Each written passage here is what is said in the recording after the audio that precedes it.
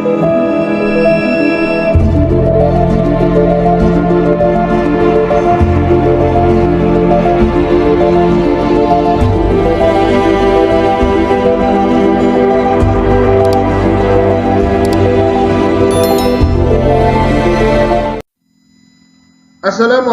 warahmatullahi wabarakatuh. Alhamdulillahi rabbil alamin. Wassalatu wassalamu ala asrafil anbiya'i wal mursalin wa ala alihi wa sahbihi rasulillahi ajma'in, amma ba'du.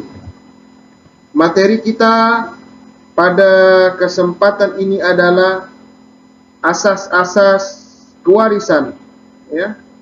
Asas-asas kewarisan.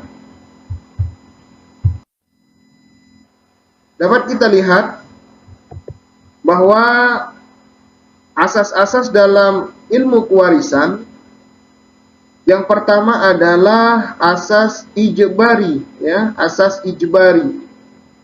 Sesuai dengan namanya, ijbari yaitu memiliki arti atau makna adalah paksaan.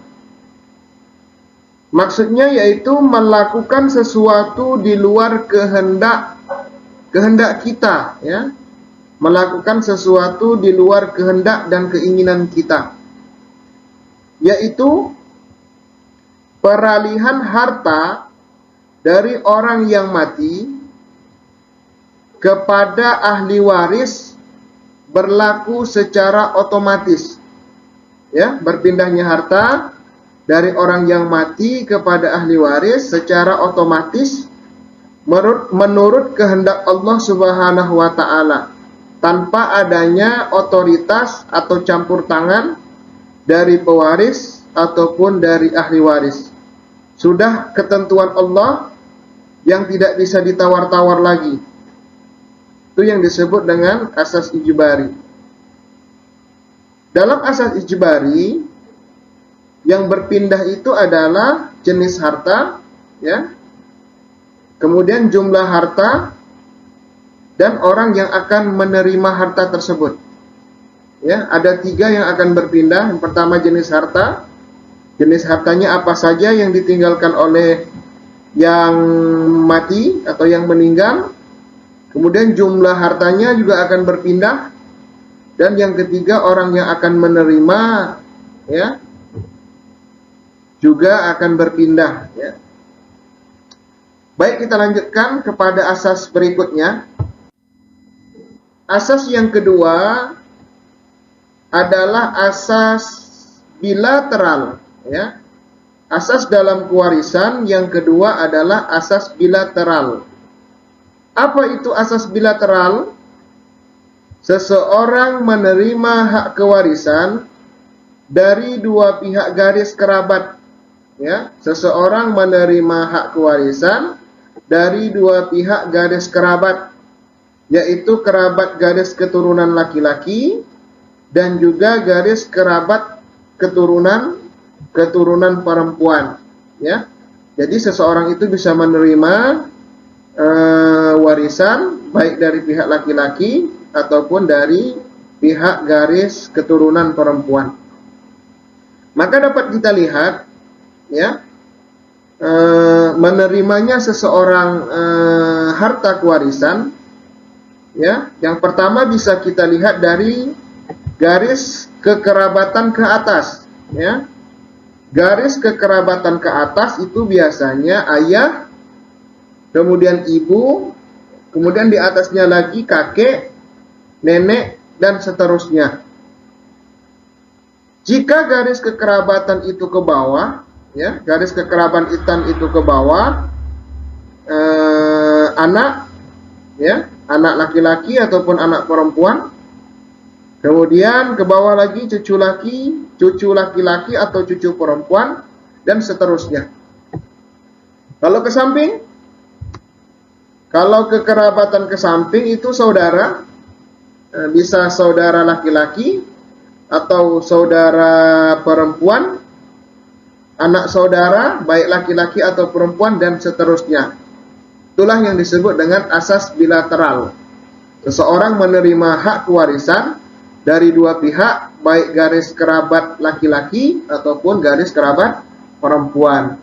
Baik, kita lanjutkan.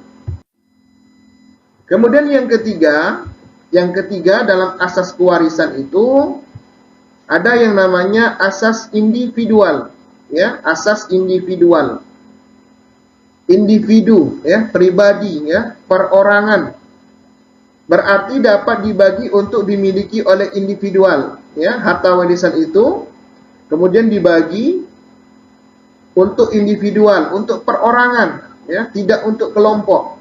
Jadi ketika sudah menjadi milik individual, ketika sudah menjadi milik pribadi, maka sudah menjadi hak dari masing-masing orang itu untuk mempergunakan hartanya untuk apa? Karena sudah milik pribadi, sudah menjadi hak mereka. Setiap ahli waris berhak atas bagiannya tanpa terikat kepada ahli waris yang lain, ya, jelas.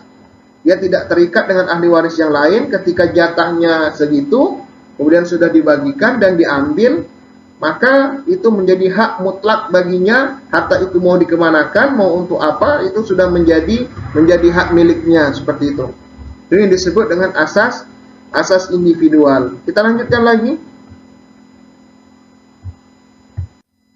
Kemudian ada namanya asas keadilan, ya. Asas dalam hukum kewarisan itu adalah asas keadilan.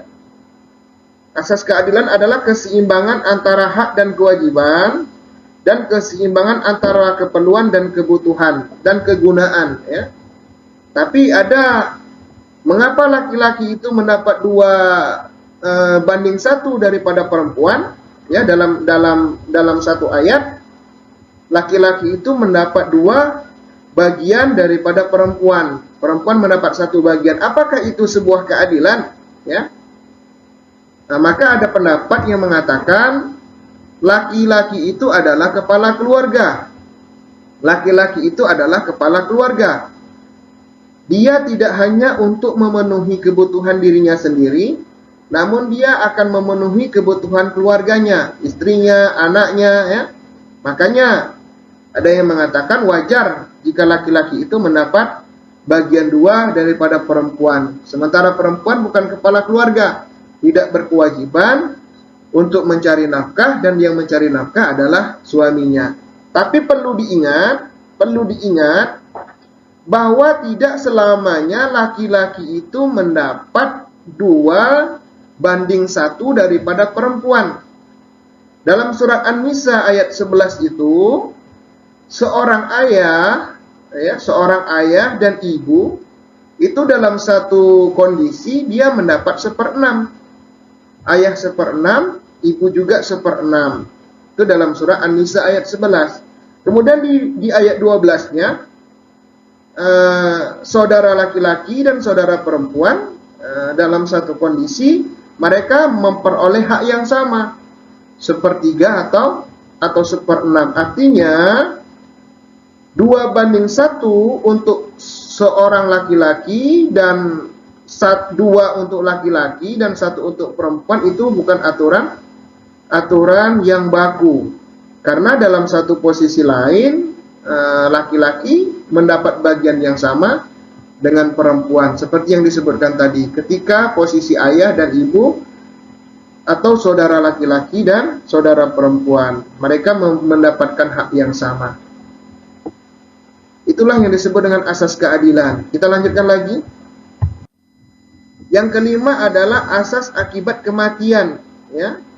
Peralihan harta dari seseorang kepada orang lain atas nama kewarisan baru berlaku sesudah matinya pemilik harta. Jadi ini adalah asas yang harus ada dalam proses terlaksananya pembagian harta warisan. Asas kematian. Jelas, ketika ada yang mati, barulah di situ ada proses, ya.